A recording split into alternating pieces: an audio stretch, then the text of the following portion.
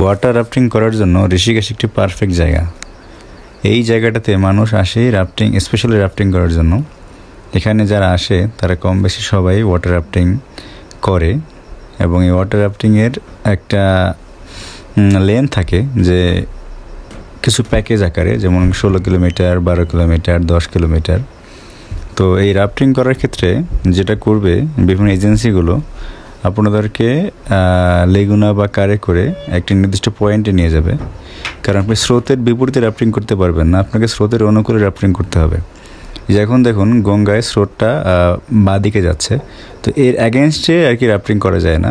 তো নির্দিষ্ট একটা পয়েন্টে আপনাদেরকে নিয়ে যাবে, সেখান থেকে আপনাকে এই বোটে, রাফটিংয়ের বোটে করে ছেড়ে দেবে। সেখান থেকে আপনি নির্দিষ্ট দূরত্ব অতিক্রম করে স্রোতের সঙ্গে ভেসে ভেসে আসবেন।